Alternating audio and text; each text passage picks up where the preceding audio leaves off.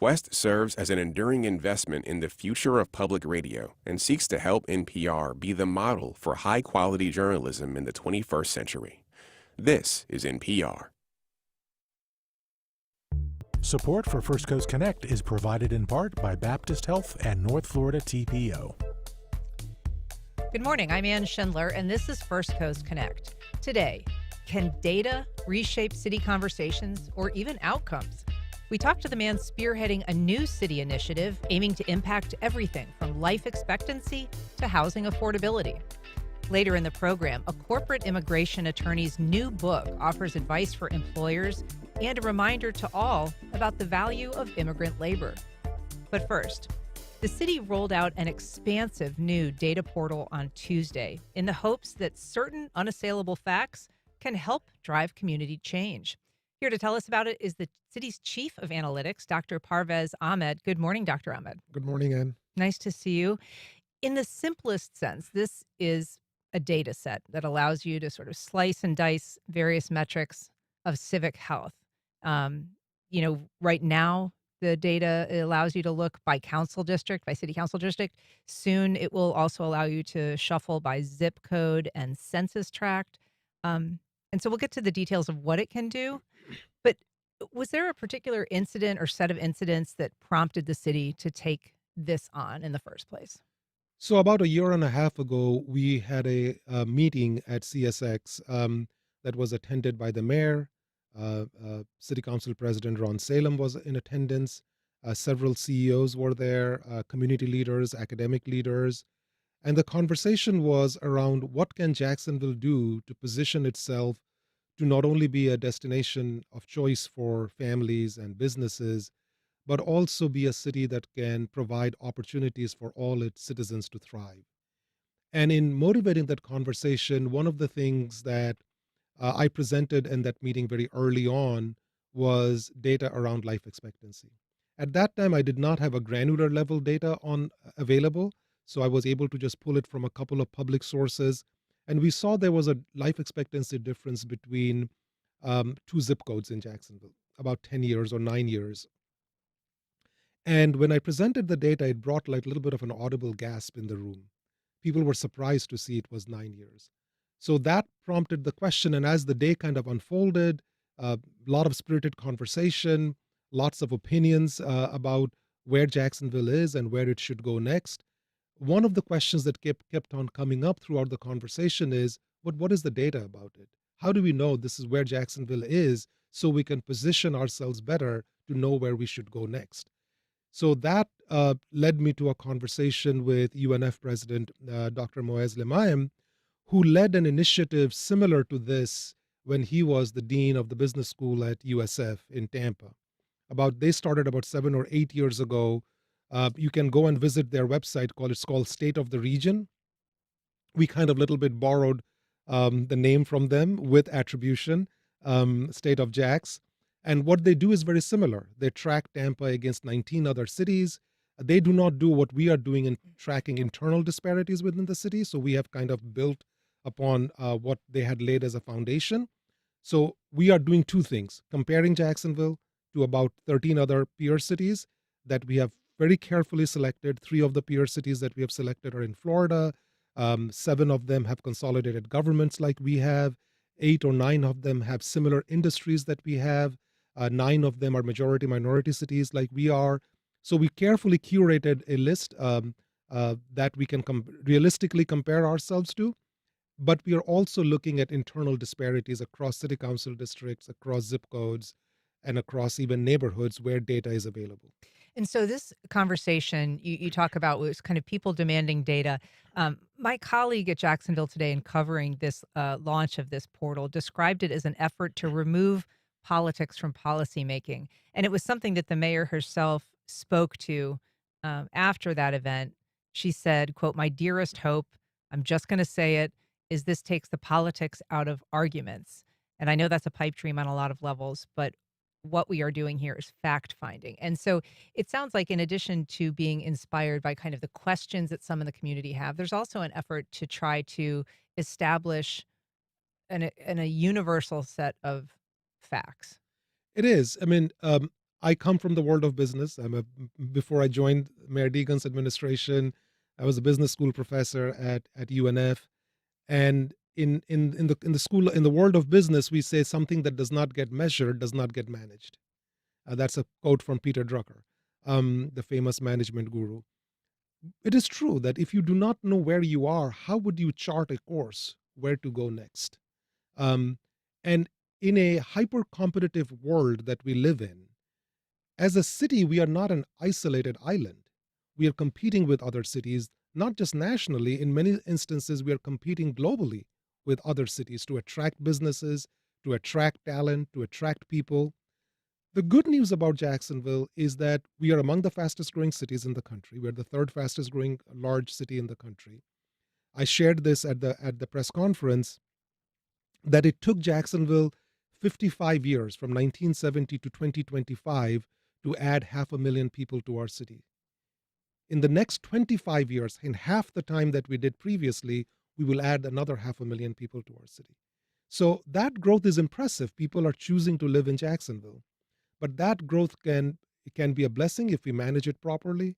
But if we fail to manage it properly, then it can become burdensome. So our goal through data is to position ourselves, to know where we are so that we can prepare and embrace the change that is coming. And so, in determining what metrics to measure, those were considerations that you conducted with a panel of very varied group of people that kind of served as an advisory body to this. Um, and so, you're selecting things that are primarily focusing on things like health, housing affordability, life expectancy, kind of a variety of social indicators, education. How would you describe what the administration chose to prioritize in terms of things that matter when it comes to measurement?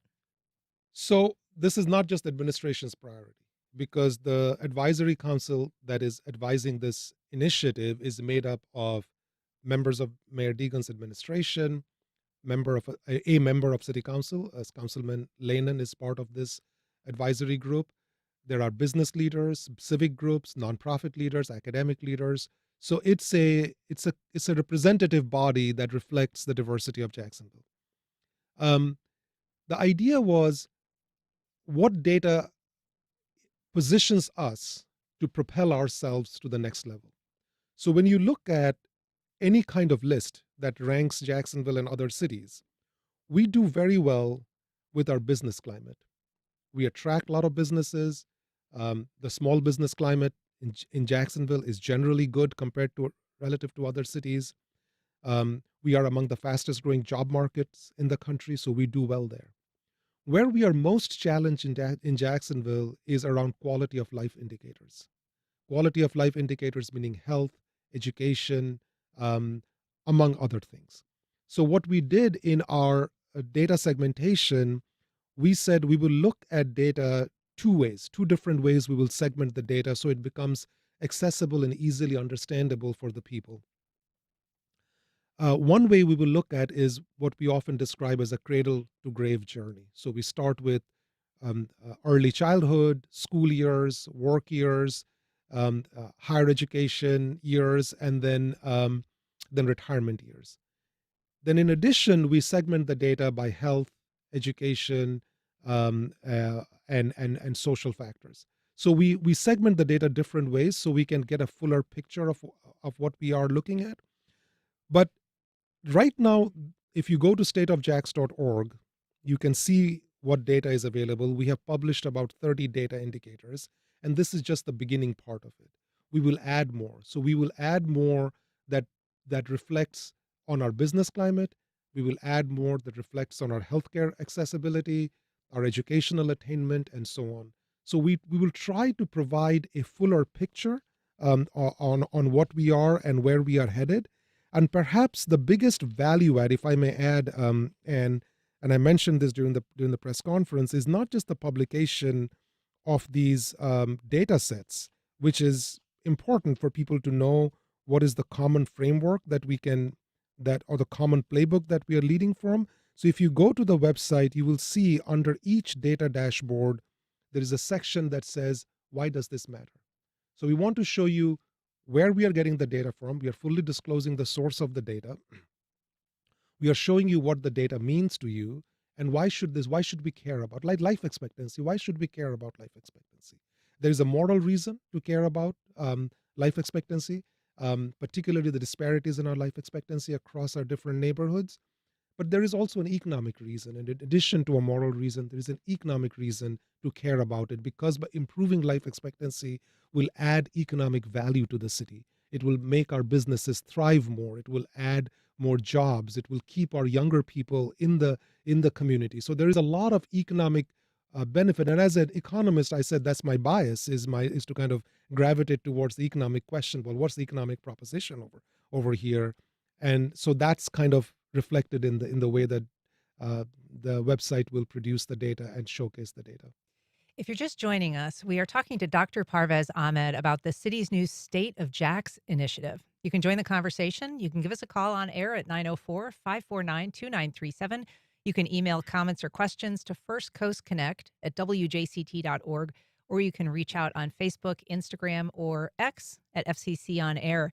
I want to get into some of the data a little deeper, because you, in your presentation Tuesday, you talked, at length about things like the disparities when it comes to life expectancy. And as you said, even before you knew on a granular level that there were disparities, it was something that created sort of an audible gasp when you would talk about it, because it is a dramatic difference. I want you to tell us a little bit about the two districts that you compared in terms of life expectancy, the two neighborhoods, I think, and kind of how you were able to find that just getting more and more dramatic the closer you got to the ground. Yeah, so life expectancy in Jacksonville overall is about 76 years. So when we compare Jacksonville overall to our peer cities that we included in this list, we are, I think, 10th or 11th in the list of 14 cities. We are 2.5 years below the national and state average. So that's one meta level of concern that you can see in the life expectancy data. But then when you begin to take a more granular look at the data, between two city council districts, we compared District 10 with District 3, the life expectancy difference is about 10 years. 70 is the life expectancy, median life expectancy in District 10, it's about 80 in District 3. And I just want to stop you, because if people are watching our live stream, we do have a map of the council districts up on our screen. And just to describe it, I mean, Council District 10 is northwest Jacksonville, in an urban district, and Council District 3 is southeast. It is towards the beaches, and not as urban of a district. Right. So then we compared, so when we said, okay, now we have that picture, let's take a level, because there are several zip codes that are part of a city council district, so we can take a little bit more granular approach. So we compared zip code 32209 to zip code 32224. And we see the disparity there is about 12 years. So it grows. It grows from average of 32209 is 69, zip code 32224 is 81. So instead of just being 10 years difference, now it's 12 years difference. Then we said, well, let's take it a level down and look at neighborhoods. So we compared two neighborhoods. One neighborhood is called College Garden. It is just south of UF Health, west of Springfield, to another neighborhood in South Mandarin. The disparity there is 25 years. 25 years. Among the highest disparity in between two neighborhoods nationwide. So this is, and I mentioned this during the press conference, data like this is not about woe be us. This is not about look how bad we are. This is more about, this is the reality of our neighborhoods. This is the reality of our people. What can we do better? You also compared those statistics on life expectancy to what if College Garden and Mandarin represented a country, a nation? Yes. So I said, if College Garden was a country of its own, it would be ranked 150th in the world. And if South Mandarin was a country of its own, its life expectancy would rank number 1 in the world. So within one city, Mayor talks about this, Harry Shorstein talked about this years ago, that we are a tale of two cities. So it is a motivation to do better. As I ended my presentation, I used the quote from Maya Angelou that when we know better, we should do better. This initiative, State of Jax, is about knowing better. This is about, for all of us, Because look at some of this data is accessible to a lot of people who are in influential position. Businesses know about this data. When a business tries to move into a city, they research the city at a much granular level than most ordinary citizens in the city would know about it. So it is not about like we are publishing bad data and it will prevent somebody from coming in. No, anybody who wants to come in there knowing this data. And I just want to leave you with one story. Dr. Limaim talked about his experience when he was in Tampa. When he was in Tampa about 8 or 9 years ago, the city of Tampa was trying to recruit Amazon to come into their city, to open one of their headquarters in the city. So they invited Amazon, the city leaders, they got together, they made a presentation like normally our Jack's Chamber or anybody else would do a presentation when they're trying to recruit a business to come over here. And the people in Amazon, they listened to the presentation. Then after the city finished their presentation, Amazon representatives went ahead, got up and they said, let me tell you exactly what your city actually looks like. And they started to show some of the granular data about the city, and it surprised city leaders to know that data. Not surprisingly, Amazon did not come into Tampa, and that sparked a conversation in Tampa that led to the creation of this data dashboard in Tampa called State of the Region, which then inspires us. We are 7 years behind them, but better late than never. So this data is aggregated from a number of data sets, including census data, CDC data, EPA data, data from the Housing and Urban Development. One of the metrics that you have, in addition to life expectancy, that I found incredibly revealing and I think is worth discussing a little bit is one that I'd never even heard of before in terms of a measurement of public health or health outcomes, and that is the number of children per pediatrician in a certain area. Can you talk a little bit about, first of all, what that is an indicator, what it signifies, and also what the data show? So I mentioned this during my press conference also, that among all the data points that I looked at, that's the data point that surprised me the most. In Jacksonville, as the data point shows, we have one pediatrician on average covering about 712 kids, which ranks us much poorer than all of the 13 other cities that we looked at. We're at the bottom of We are that at the list. bottom of the list. Comparatively to Orlando, it is about 130 kids per pediatrician. Instead of over 700. It's over 700. So initially when I looked at the data, I said, well, that's a concern. But then what caused additional concern is when I segmented the data by city council district. The disparity between two city council districts, one district was about 9,000 kids per pediatrician. In another city council district, it was about 125 or 130 kids. So there's a huge disparity within the city. And the question becomes, why should we care about data points like that? Access to pediatrician, access to a primary care physician, not only is a moral cause, we should do it because it's the right thing to do for everybody to have access to resources that provide them healthy lifestyles. But there is an economic argument to it also. As an economist, again, that's my bias to look into that and say, well, what's the economic proposition of adding more pediatricians or adding more primary care doctors to our city?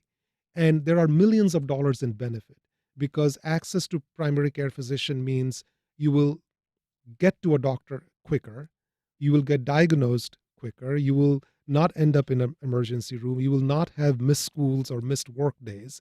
So that all have a cascading impact on it. And there are ways in which economists can tease out what the economic value proposition is. In the rough calculation that I did, it turned out to be adding one pediatrician would add about $6 million in value to our city. Just a single pediatrician. Just a single pediatrician.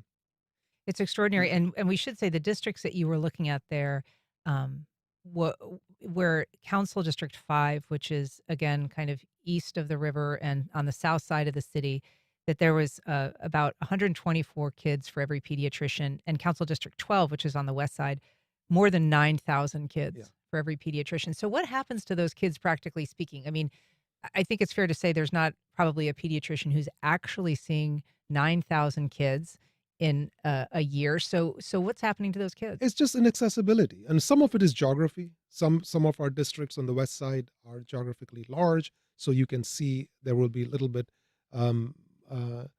fewer. The disbursement will be a little bit will be a little bit more dramatic there. But some of it is not just explained by geography. Um, it doesn't mean that a kid who is on one side of town where there is fewer pediatrician will not ever get access to a doctor. They can always drive further. They can find. It just adds cost burden to the families. It adds burden to the kid who has to, with their parent, drive longer distance to get or wait longer to see a pediatrician. I was telling this story the other day that I was meeting with a council member, and he had a intern with him at that meeting who lived in one of those areas of town where there are fewer pediatricians. As I was going through the presentation, and this is the high school kid about to go and get into college, he was quiet throughout the presentation, but when I came to that pediatrician data, he immediately stopped me and he said, I can relate to that data point. And I said, how so? He said, when my mom needs to make an appointment for me, it takes about 3 months to get an appointment. So you can see that these data points are not just data. There is a human aspect to it. Even like the life expectancy data that I talked about, I said a 9-year difference between one area of town and another area of town, or a 25-year difference between one area of town and another area of town, don't view that as a number. Think about it as the difference between somebody being able to see their daughter walk down the aisle, or their grandchild graduate from college or graduate from high school. That's the difference that we are talking about.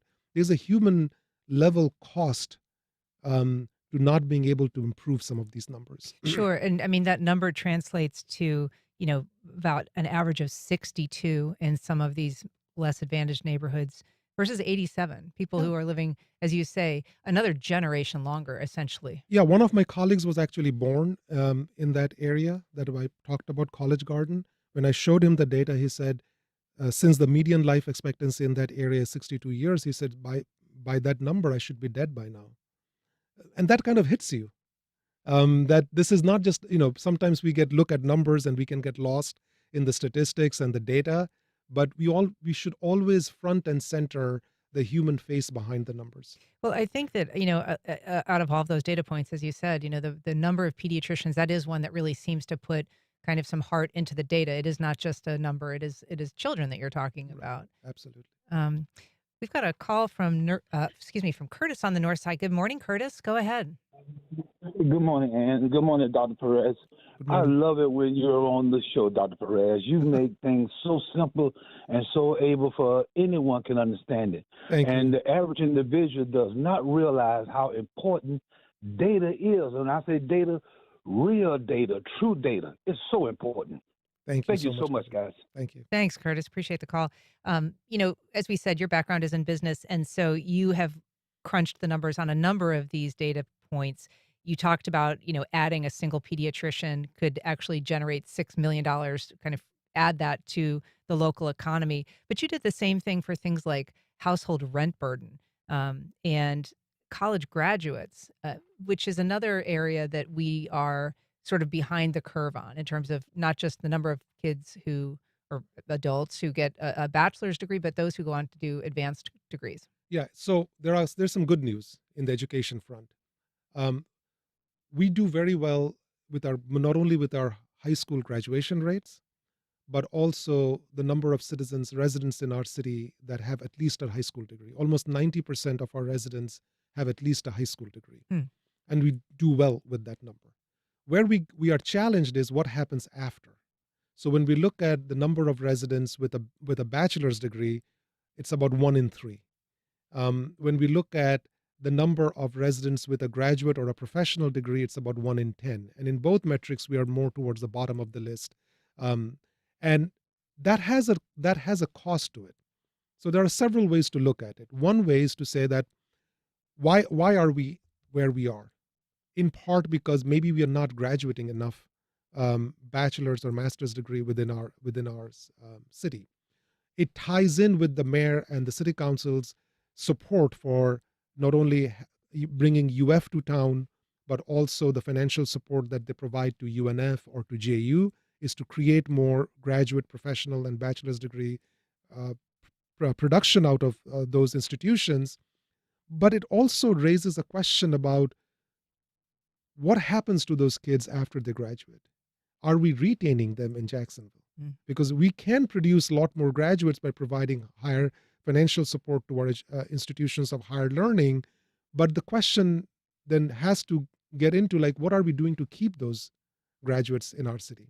That's And the reason we look into that data is adding, we know this. Somebody with a bachelor's degree earns about $24,000 more on average than somebody with a high school degree. Somebody with a graduate or a professional degree earns about $40,000 to $50,000 more on average than somebody with a high school degree. So that additional income leads to additional spending power.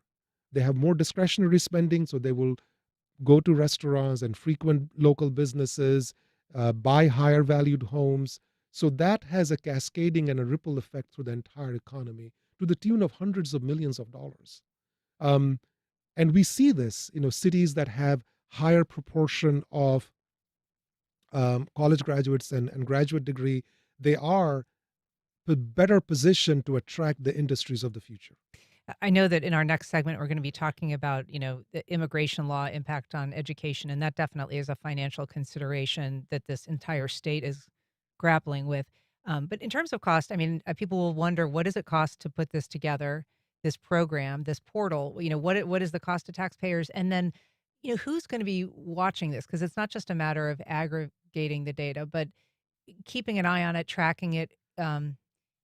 Answering questions, because there's a button you can click on to find out more on the site. Who's going to be kind of maintaining and overseeing this site? Right now, it's me. Okay. Hopefully, we'll have more support. We have a student intern from UNF that is, in addition, supporting this. Our data advisory team, which is a bunch of, very committed and dedicated volunteers, they are chipping in where they can. So we are putting this together through a creative public-private partnership. Some of it is city resources, my time, my effort into this, also relying on a lot of volunteer hours to help guide this conversation.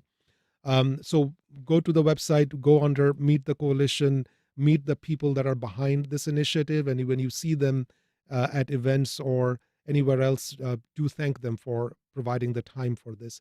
In terms of cost, the direct cost is actually very modest.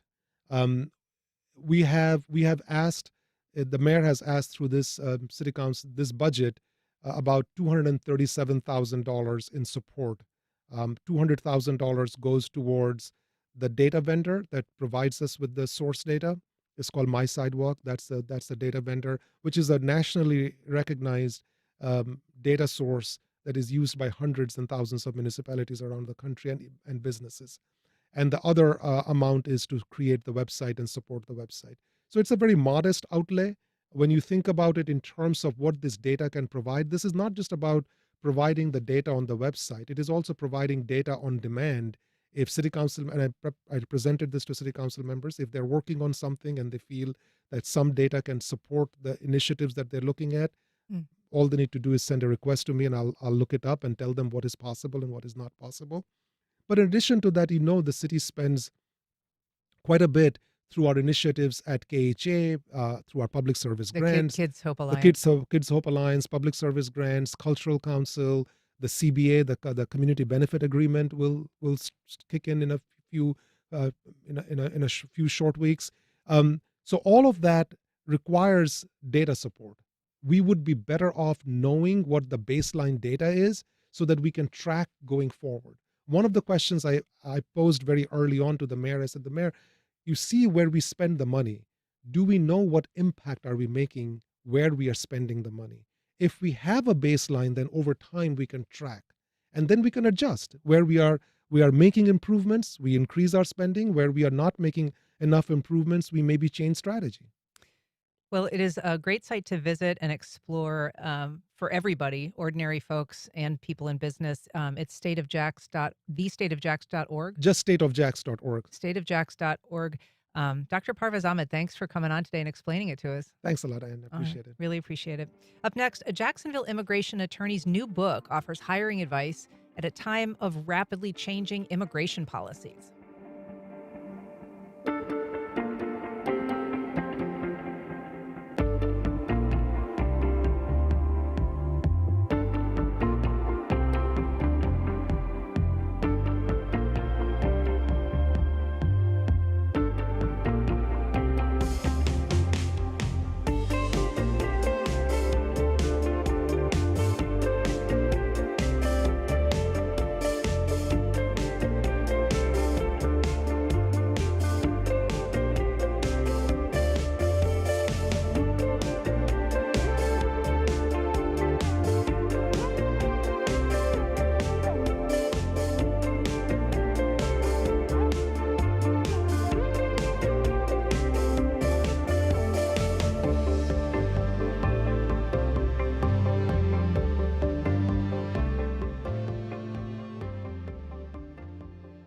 Welcome back. Advising clients on immigration at a time of increased fear and tumultuous change. For my guest, attorney Giselle Carson, it is not just her profession, but the subject of her new book, The Corporate Immigration Advantage: How to Hire, Retain, and Thrive with Global Talent in a Competitive World. Thanks for being here, Giselle. Thank you. It's nice to see you again, and congratulations on the new book. Yeah, exciting. We should actually hold it up here if we can. Yeah. It just was recently released. It's one that you've been working on for a long, long time. And so I know that you're thrilled to have it out. Yes. The last time we spoke to you was, I think, just the second or the third week of this new administration. How does what you've seen so far comport with your expectations of what this administration would bring and do? It surpasses my expectations in a sense that, I mean, I worked on corporate immigration during the prior 4 years of President Trump. And so we kind of were prepared for what was coming. But obviously his team learned a lot from those 4 years and came in very ready to implement some of the things that they had not accomplished before that they thought would be helpful for their platform. So I'm just seeing a lot of disruption, a lot of uncertainty, a lot of fear from people that are here legally and doing the right thing. Even U.S. citizens, I get emails saying, I need to travel. Should I be worried? They're U.S. citizens naturalized like I was, or like I am. So it's just, to me, immigration shouldn't be a political issue. It's a national issue. Our country was built on immigrants and will continue to be built on immigrants. It was fascinating to hear the statistics with Dr. Ahmed, and he was talking about the growth predicted for Jacksonville. Well, if we close out the doors to immigration, that growth will not happen. In fact, it is predicted that about 6 million jobs would be lost if we don't have a flow of immigration. And I'm not talking about open borders. I'm talking about legal immigration, which is being targeted, even though it's not necessarily what we hear in the news. Right. And I mean, we should say you are an immigrant yourself. You originally, you were born in Cuba. You first immigrated to Canada and later to the United States. You're now a naturalized U.S. citizen. I wonder if you could just kind of tell us a little bit about your clients' experience. How are they managing? This is a scary time, as you say, Yeah. for people who are here with legal, Yeah, with permission, correct. as well as people who are here without permission. I am honored and privileged, really, to have clients that are inspiring. They're leading visionaries that do realize the importance of immigration, and despite all the chaos, are are hiring foreign talent because they know they need that foreign talent. They need to fill the gaps in their employment. But to give you a perfect example, client in Florida, and you may have heard, I think Professor Madeline talked about this, the parolees from Cuba, Haiti, Venezuela, and Nicaragua. You call them parolees, but those are basically people here with kind of temporary protective Correct. status. Correct. Okay. Correct. I mean, parolees for a lot of people brings up a criminal justice No, reference, and that's yeah, not what they thank you. are. Yes. No. They were admitted legally and they were given employment authorization documents. There was about 500,000 of them. about 80% of them in Florida, just because of the population, Haiti, Cuba, Nicaragua, Venezuela. One of my clients in Florida had 13 of those employed working. Great people that they didn't want. All of a sudden, one day they were at work, the next day, without warning, out of work. So these are people that were legally employed by your client. Correct. They represent from the countries of Cuba, Haiti, Nicaragua, and Venezuela. And those are, as you said, they're known as like CHNV workers. Correct. Yes. So what happened that all of a sudden they disappeared from your client's workforce? They're in limbo. Because why? Because the administration decided that those parolees were just not needed in our country, and they wanted to make a statement. And so they basically ended the temporary protected Correct. status for those people. They revoked their work authorization, so they're just out of job. So that's one example. And And how does that impact your client when 15 of their employees don't? just imagine, I don't know how many are here employed, but just any business that has 100 employees and all of a sudden 13 of them don't show up tomorrow. Or maybe they have 50 and 13 of them can't show up tomorrow. They want to work, but they just can't. So and this is a healthcare provider. So these are caregivers, these are nurses, these are physicians. They're not and nothing with honest skilled workers. But many of these people, we think that they're on skill, but they're not. They came from Venezuela, from Haiti, from Cuba, for example, and they're engineers, they're doctors in their countries, but the work that they have to do to get those credentials back up is a lot. So they start wherever they can start. And so if these healthcare workers aren't showing up for work, your client then is obviously in a difficult position because they're having to fill those roles. But what do we know about what's happening to the people who are themselves now out of work? I think that this administration has said they should self-deport. Correct. They need to go home. Correct. Do we have any information about what's actually happening? Yeah. For many of them, what they're doing is, and again, this is a little bit outside of my field because I even told my client, this is not, I can tell you what to do with the employment authorizations. You cannot employ them, period. So for those foreign nationals, I'm saying you need to seek independent immigration counsel to explore other avenues. For example, apply for asylum. Probably many of them have an opportunity to apply for asylum because of their background. So it just makes things a lot more complicated, and it's disturbing, disrupting the economy, really. Yeah. And for the Florida economy, you were saying that there are, of these CHNV workers, that there are 500,000 of them that are legally living and working in the U.S. or were. 80% of them in Florida. So what does that do to Florida's overall economic picture? And how long do you think it's going to take for us to kind of see the fallout? Well, I think we're seeing the fallout already. When you have workers that cannot show up for work the next day and indefinitely, they're scrambling. So this is I would say a temporary effect right now, but it's also, it has a ripple effect because it's sending the message to the world. Which we have been for a while now. We don't want you here. We don't need foreign talent. We don't need immigrants. And so, and going back to Madeline, she was talking about international students and the 60 billion lost in revenue and economic revenue to the universities in the United States. I'm taking that even further because what happens is my amazing clients that are visionaries and seeing what I write in the book about is that the absolute need for foreign talent.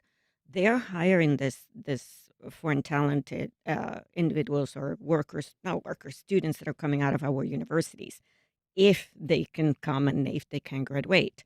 If they cannot stay in the United States, that's a $2 trillion economic deficit because about 50% of the students in STEM fields in the United States right now are foreign nationals. So just imagine that they cannot come to work because we're closing our doors because we don't have work visas. We should say that the Madeline that you're referencing is Madeline Zavadny from the University of North Florida. She's a professor of economics, and she was on recently Correct. talking about kind of what's happening to the student pool Correct. because of immigration Correct. changes. And so, I mean, one of the things that your book points out and that you've noted previously is that these students who come from other countries, first of all, they're paying much higher tuition. And so that is something that schools are losing because they're losing those students, but also the durability of their interest in staying in the United States and working in the United States. Very often, these are people who come for graduate programs or undergraduate programs, and then they stay for years, if not decades. Right. Right. So that obviously is going to have an impact. Again, I'm just curious: is this something that we're already seeing Yeah. the fallout from? Yeah, we're already. I mean, there is I mean, the student. I can guarantee you, the universities are not seeing the amount of applicants. And I also saw it this year when we went through the H-1B lottery, which happens.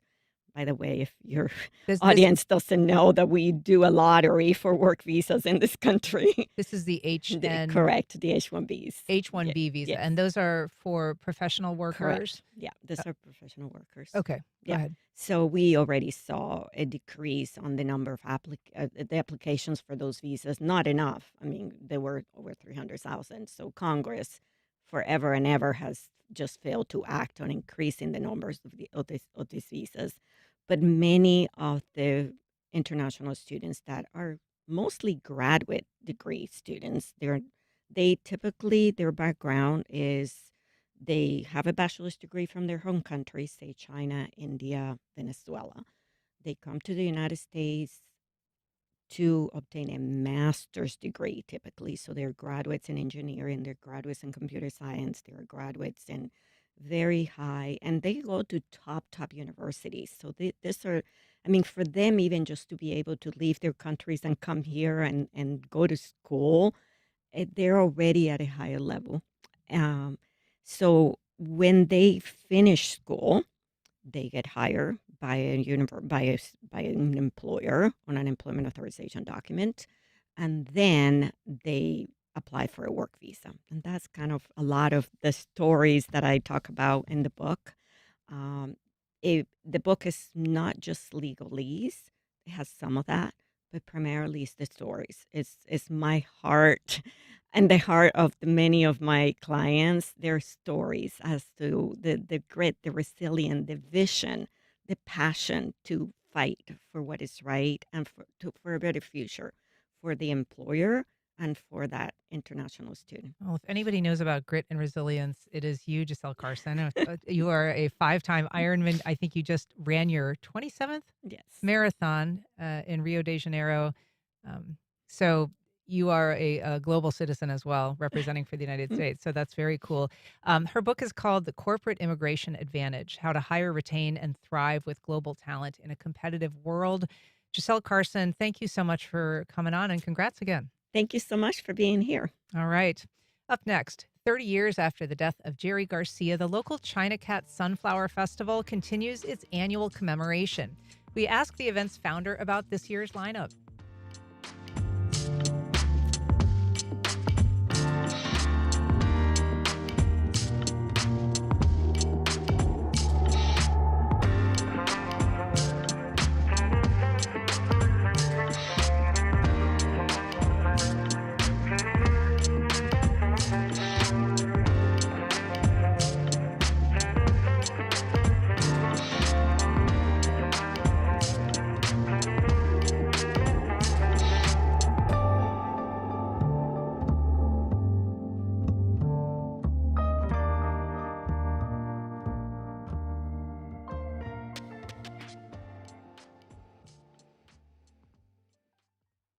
Museum of Science and History's new exhibition, Mosh Archives, The Story of Us and You, steps you into a treasure trove of memories, now through August 31st.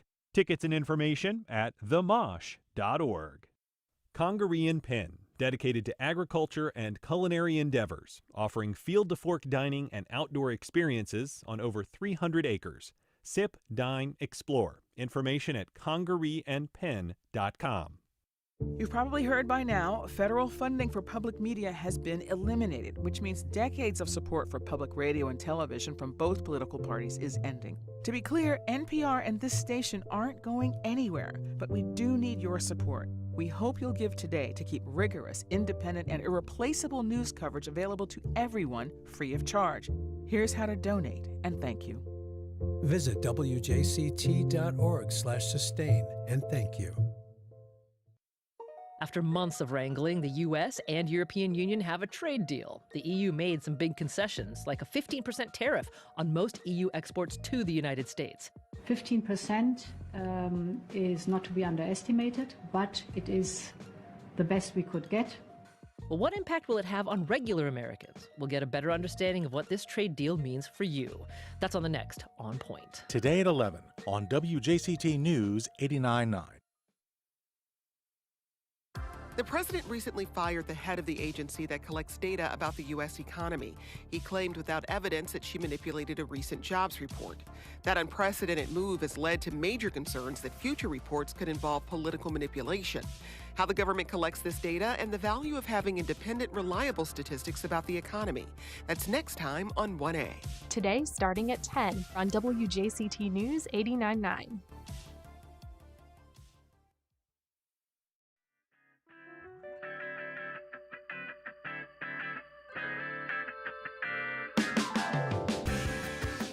Welcome back. Well, 30 years after the death of Jerry Garcia, a festival dedicated to the Grateful Dead co-founder continues its annual tribute. Here to tell us about this year's China Cat Sunflower Festival is the event's founder and organizer, Brenda Starwalker. Good morning. Good morning. Thanks for having us. Thanks for coming back. We're also joined by musician Rick Buda. Good morning. Good morning.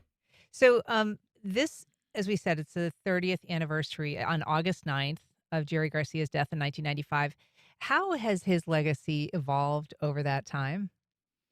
Well, 30 years later, it's amazing to me that people are still interested and excited about all of that amazing music. Yeah, and it's, I mean, obviously something that you've tried to sustain and keep alive. Your festival also continues to be a huge draw and something that is known to people both in the underground and also just in the community at large. It really has become an institution. Kind of, yeah. Yeah, and so the filming of this is going to be happening, which I thought was interesting. I mean, there's actually a local musician that's interested in making a documentary about you and the festival and its history. So tell us a little bit about how that came to be. I just learned about it the other day. Mm-hmm. He and his wife, Todd and Carrie Hunt, are also doing T-shirts. And I've never really done T-shirts before in 30 years. So he was like, I really want to document it. And I'm like, let's do it. Yeah. And so he's going to be following you around. He's going to be interviewing people at the festival. I guess. All right. Yep. So 30 years, 3 days. Rick Buda, can you tell us a little bit about this year's event? I mean, your band is going to be playing at it, but tell us a little bit about what people can expect. So, yeah, it's 3 days this year. And, I met Brenda only a couple of years ago, but, everyone loves Brenda. Everyone knows Brenda. Everybody knows this festival. It's really a labor of love. The community comes together every year and does this. And this year, when she told me it was going to be 3 days, I had to ask her, are you sure you want to do 3 days? Can we get that many bands? And yeah, we did. And so, the Southern Grill, Joey over there came out and offered his place up for Friday and Sunday. That's right on the South Bank of That's Jacksonville. right. That's right. And so Todd Hun, you mentioned, is playing drums for his band, Jerry's Other Hand, on Friday night. Saturday is going to be the big event at Mavi Jack's. And then Sunday, Jim Harrington's band, Goodwood Band, will be leading up. I'm grateful to be playing drums with them, but it's going to be a good time there.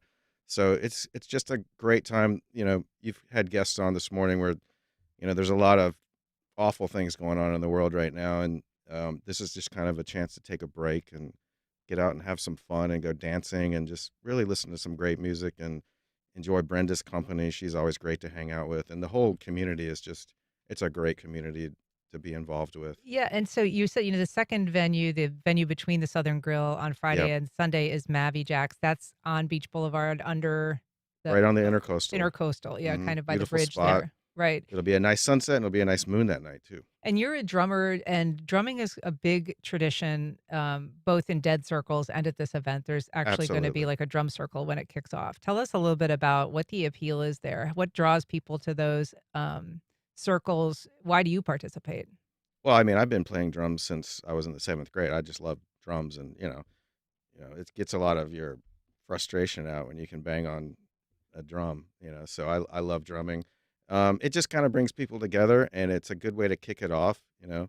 Um, make some joyful noise for Jerry, as Brenda says, and it's just a way to get everyone together and just have a good time. So Yeah, and the event usually starts with kind of a tribute to Jerry. In addition to the drum circle, there's kind of like a moment of prayer for him and his memory. But I mean, for people who aren't deadheads, died in the wool or died in the tie dye, I guess it would be. Can they come to this and enjoy it? Do you have to be sort of a Grateful Dead fan? Is it something that an ordinary person can kind of assimilate and have a good time at? Well, the music is fabulous, and there's now 3 generations of people. So there's my age, there's my children's age, people in their 50s, and then it's their children. In fact, this year we're going to have the big green bus there for the children. It'll be fun. Tell us about the big green bus. Belongs to friends of mine, Carrie and Kylan Knight, and they take it to lots of festivals and things. And this year she came to me and said, "Could we make it the kids area?" And I was like, "Yeah, it'll be air conditioned. It'll be fine." And I do want to mention that we're dealing with inclement weather. It's the monsoon season. Sure. And it looks like if the weather is too inclement, we can move it inside, and that might end up happening. So it all might be inside, Mavi. And this is, we should say, it's family friendly. Absolutely. There's going to be face painting and crafts aboard the bus. Yep. But then 3 days of music for people who just enjoy. It starts August 8th, Friday, at Yep. Southern Grill at 6:30, Saturday, August 9th, and then continues. Brenda Starr Walker, Rick Buda, thanks so much for being here today. Have a great festival. Thank you. thanks very much, Ann. Have a good Thanks. show. Isn't that the way you You say know it? our love won't fade away. All right. That's our program. Thanks for listening. If you've got comments or suggestions, you could send either to First Coast Connect at WJCT.org. And if you missed anything today, you can check out our rebroadcast at 8 o'clock tonight or find our entire archive at WJCT.org and wherever you get your podcasts. The executive producer of First Coast Connect is David Luckin. Our show's produced by Stacey Bennett and directed by Brady Corum. Our interns are Lo Oliveira. Support for First Coast Connect is provided by Baptist Health and the North Florida TPO. Baptist Health is a proud supporter of First Coast Connect. Baptist Health, committed to building a healthier community for all of us. More info at 202-4YOU or baptistjacks.com. The North Florida TPO is dedicated to transportation planning, funding, clean fuels, and new technologies for a vibrant, resilient, and connected region. More information available at northfloridatpo.com. Museum of Science and History's new exhibition, Mosh Archives, the story of us and you, steps you into a treasure trove of memories now through August 31st. Tickets and information at themosh.org.